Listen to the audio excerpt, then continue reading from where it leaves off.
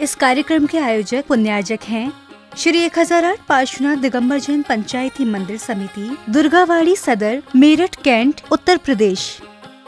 जय जनी दर्शकों, मैं हूं अंजुम और आप सभी का हार्दिक स्वागत करती हूं आपके अपने पसंदीदा चैनल जिनवाणी पर। दर्शकों, संत शिरोमणि परम पूज्य आचार्य श्री 108 विद्यासागर जी महाराज के आशीर्वाद एवं मुनिश्री 108 प्रणम्य सागर जी महाराज और मुनिश्री 108 चंद्र सागर जी महाराज के मंगल सानिध्य में द्वितीय दीक्षांत समारोह का भव्य आयोजन किया गया। ये समारोह विगत 13 अक्टूबर को शरद पूर्णिमा के पावन अवसर पर उत्तर प्रदेश के मेरठ नगर के छावनी क्षेत्र स्थित करियप्पा एस्टेट के होटल डी रोज में हर्षोल्लास के साथ संपन्न हुआ। तो आइए अविलंब देखते हैं समारोह के अंतर्गत आयोजित हुए विभिन्न कार्यक्रमों की पावन झलकियां। उत्तर प्रदेश में मेरठ कैंट के करियप्पा एस्टेट स्थित होटल डी रोज में विगत 13 अक्टूबर को परम पूज्य आचार्य श्री 108 विद्यासागर जी महाराज के आशीर्वाद एवं मुनिश्री 108 प्रणम्य सागर जी महाराज और मुनिश्री 108 चंद्र सागर जी महाराज के मंगल सानिध्य में आयोजित हुए प्राकृत भाषा के द्वितीय दीक्षांत समारोह में सर्वप्रथम पूज्य गुरुजन ने मंगल प्रवेश कर मंच पर आसन ग्रहण किया। प्रणम्य सागर जी महाराज की, मुनिश्री चंद्र सागर जी महाराज की। तत्पश्चात समारोह में पधारे कवि कवित्रियों ने अपनी पंक्तियों के माध्यम से वहां उपस्थित श्रोताओं में भक्ति का संचार कर दिया।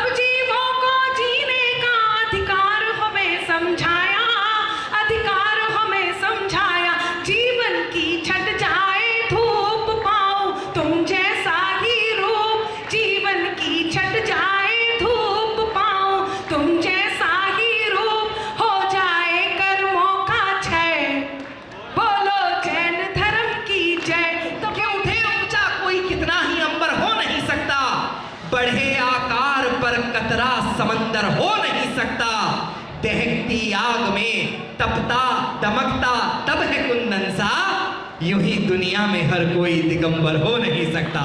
पीछी का मंडल जिनकी निशानी, मिश्री से मीठी है जिनकी वाणी, विद्यासागर की दुनिया दीवानी, मिश्री से मीठी है जिनकी वाणी। और इसी दौरान श्रद्धालुओं ने गुरुवर के चरणों में श्रीफल अर्पित कर आशीर्वाद प्राप्त किया।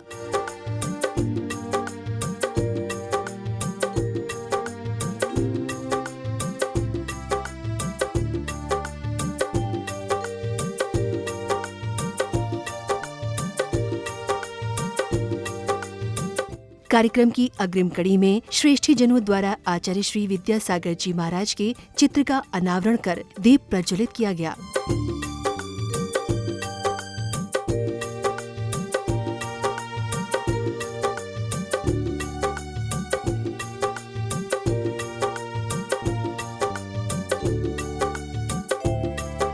तदुपरांत पुण्यशाली भक्तों ने गुरुजन के पाद प्रक्षालन कर उनका परम आशीष प्राप्त किया और साथ ही श्रद्धालुओं द्वारा मुनिजन को शास्त्र भी भेंट किए गए।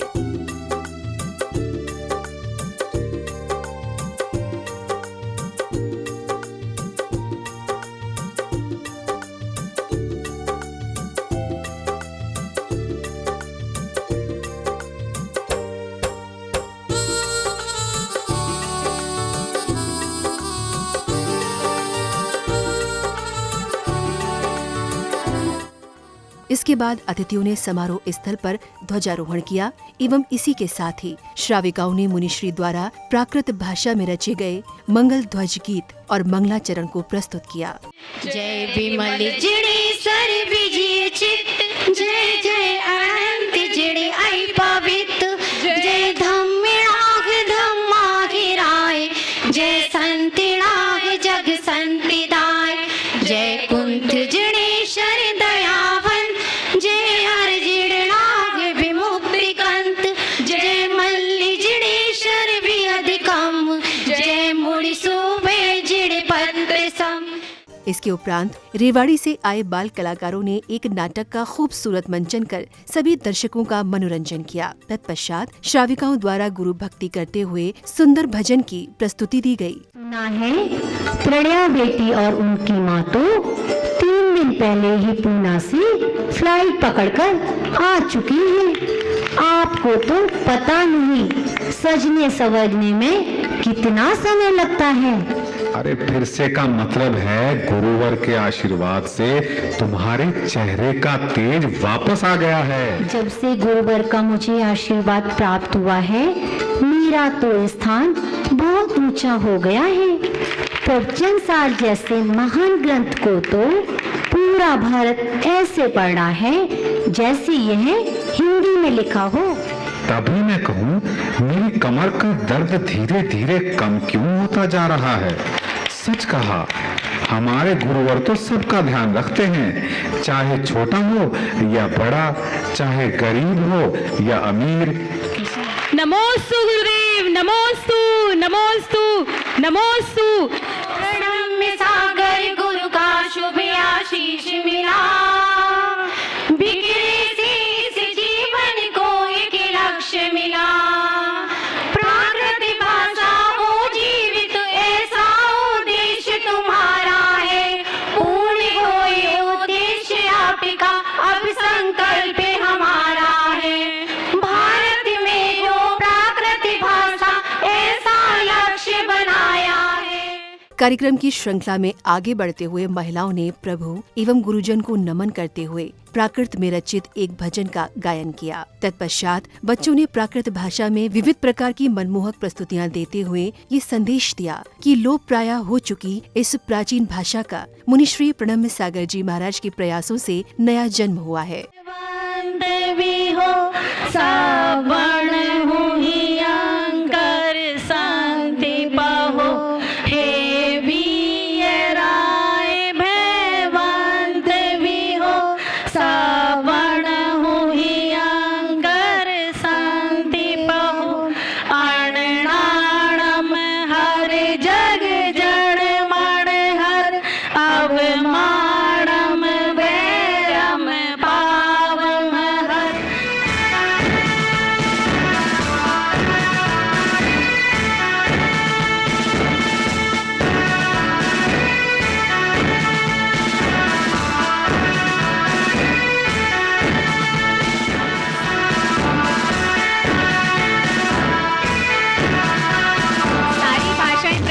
चल रही हैं और धीरे धीरे हमारी प्राकृत भाषा का लोप होता जा रहा था।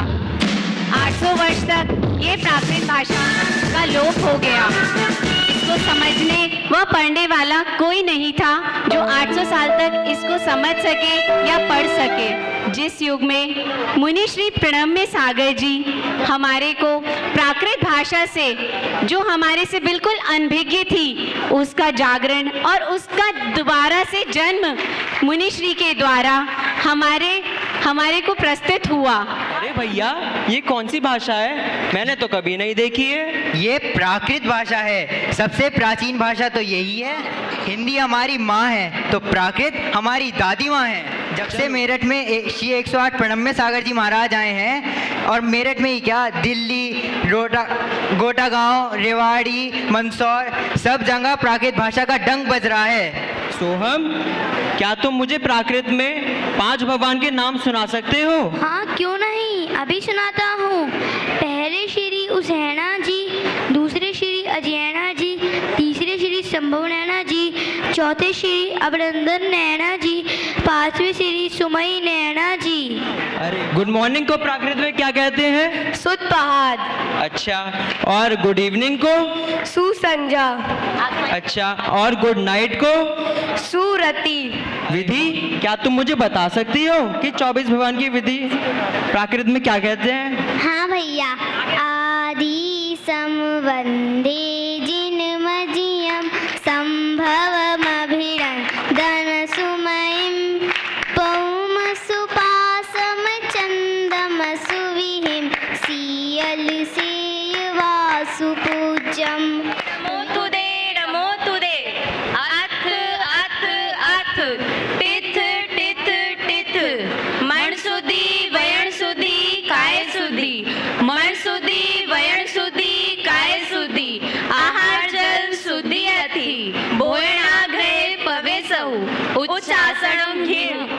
उपाध्याय परमेष्टि का स्वरूप इस प्रकार है। जो रण तेजुतो नित्यम धम्मो वदिष्णो निर्दो सोव जायो अप्पा जदि वरवस नमो तस्।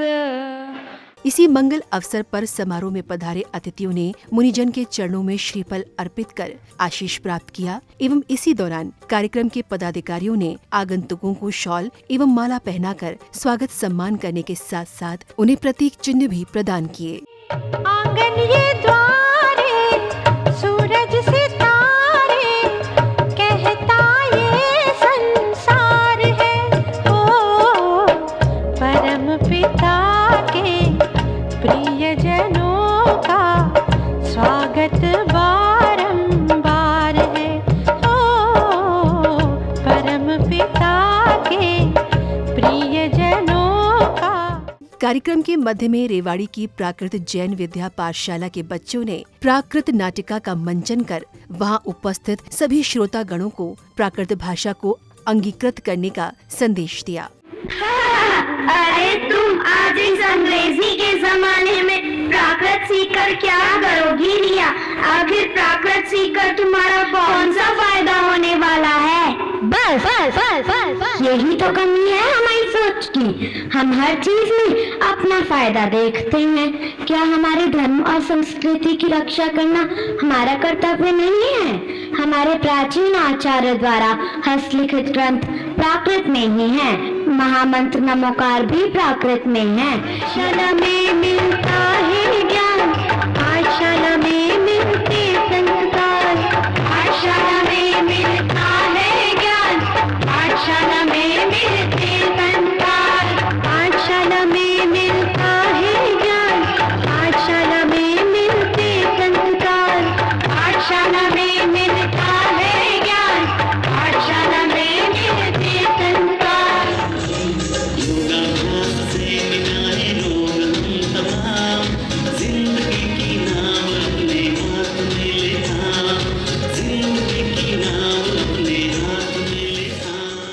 इसी क्रम में पुण्यार्जकों द्वारा दर्शन की अनुभूति नामक चित्रावली एवं विद्या दोहांजलि पुस्तक का विमोचन किया गया। तदुपरांत नन्हे मुन्ने बच्चों ने भी प्राकृत गाथा का पाठ कर सभी जनों का मन मोह लिया।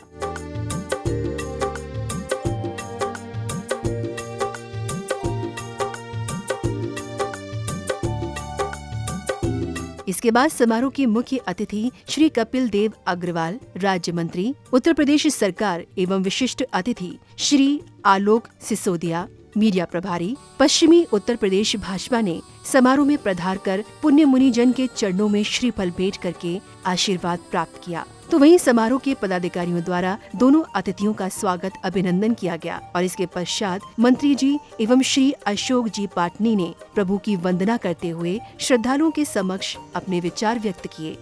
दोनों की बहुत शानदार जोड़ी है और प्रतिभावान है और मुजफ्फरनगर के लोगों का सौभाग्य है और मेरठ के लोगों का सौभाग्य है कि हमारे बीच के हमारे अपने हैं।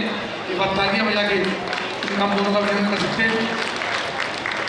मुझे महाराज श्री के दर्शन करने का सौभाग्य और आज सबके दर्शन करने का सौभाग्य, आपके माध्यम से मुझे भी आचार्य श्री के दर्शन करने का सौभाग्य प्राप्त हुआ।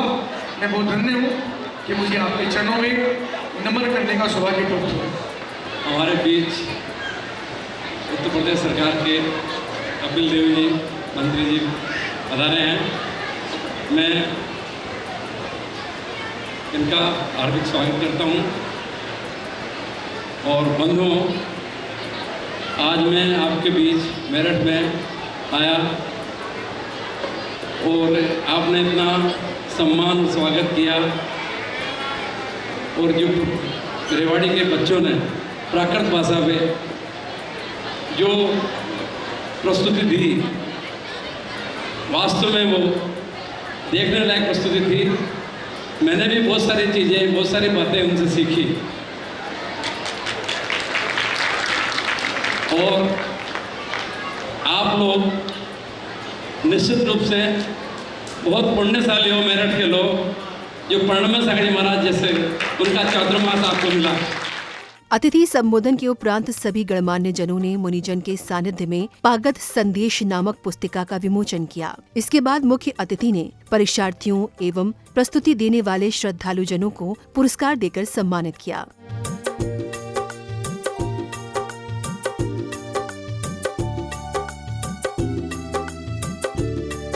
कार्यक्रम समापन की बेला में परम पूज्य मुनि श्री प्रणम्य सागर जी महाराज ने अपने मुखारबिंद से श्रोताओं को अवगत कराया कि प्राकृत वे भाषा है जिसमें तीर्थंकर भगवंतों ने उपदेश दिए थे। वे उस समय की जन भाषा हुआ करती थी, परंतु कालांतर में इसकी प्रशंसा एवं उपयोग जैन साहित्यकारों के सापेक्ष अजैन कवियों विद्वानों ने वृहद स्तर पर किया था। अतः ये सिर्फ जन भाषा नहीं बल्कि प्राचीन भारतीय समाज की जन भाषा है। इसके कई शब्द आज भी आम बोलचाल में प्रयुक्त किए जाते हैं।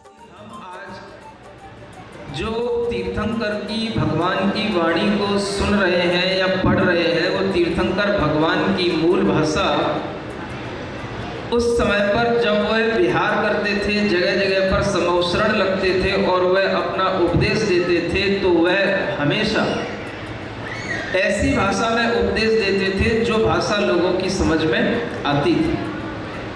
और वह भाषा जो जन भाषा कहलाती थी, वह जन भाषा का नाम ही प्राकृत भाषा हुआ करता था। यह वह प्राकृत भाषा है जिसके बारे में जैन कवियों ने ज़्यादा नहीं लिखा, अजैन कवियों ने इस प्राकृत भाषा की ज़्यादा प्रशंसा की है।